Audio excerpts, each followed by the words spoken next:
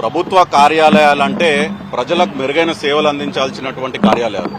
కానీ దురదృష్టం ఏంటంటే ఈరోజు ప్రజాపాలన పేరిట ఏవైతే ప్రభుత్వ కార్యాలయాలు ఉన్నాయో అధికార దుర్వినియోగానికి పాల్పడుతూ కాంగ్రెస్ పార్టీ అదే ప్రభుత్వ కార్యాలయాలని కాంగ్రెస్ పార్టీ కార్యాలయాలుగా మార్చే దుస్థితి, దౌర్భాగ్యం ఈ రోజు హైదరాబాద్ నడిబొడ్డున ఏర్పడ్డది.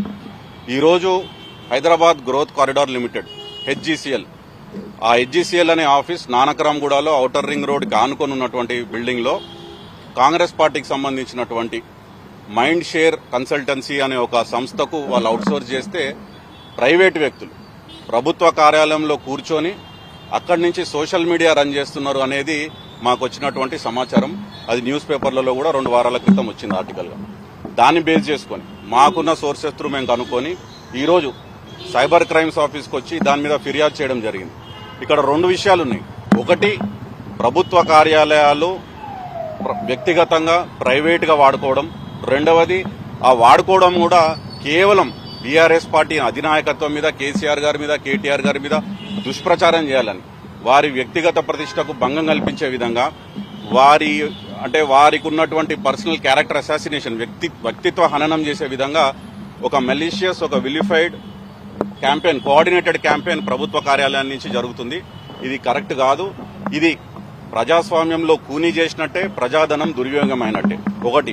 రెండవది, ప్రభుత్వ అధికారులకు కూడా మేము కోరుకునేది ఏంటంటే, మేము విన్నవించేది ఏంటంటే, మీరు ఇప్పుడు కంచె చేనును మేసినట్టు మీరు మా ప్రభుత్వ యంత్రాంగం, ప్రభుత్వ ఆస్తులను, ప్రభుత్వ ప్రజాధనాన్ని కాపాడాల్సిన వాళ్ళు మీరే దగ్గరుండి ఇట్లాంటి కార్యకలాపాలను ప్రోత్సహిస్తే ప్రభుత్వ కార్యాలయాల్లో ఇది మంచి పద్ధతి కాదు.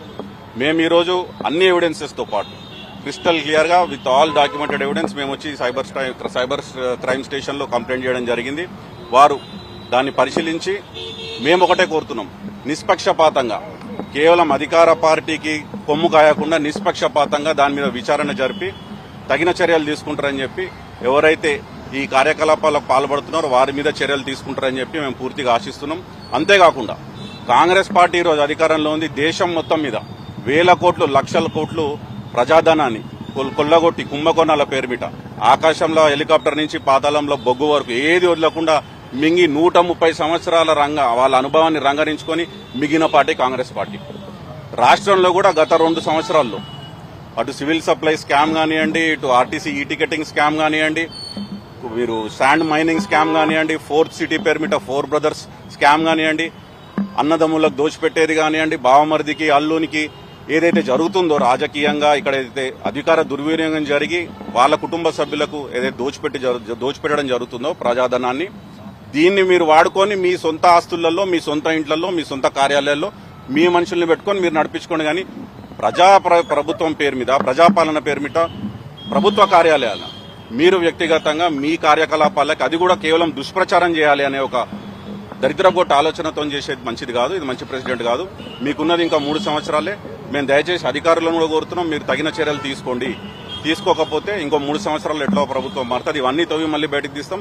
ఎవరైతే దీనికి, ఇట్లాంటి దుష్ప్రచారానికి, ఇట్లాంటి ఇల్లీగల్ యాక్టివిటీస్ కి పాల్పడుతారో వాటిని డెఫినెట్ గా we will bring the perpetrators to justice. Thank you.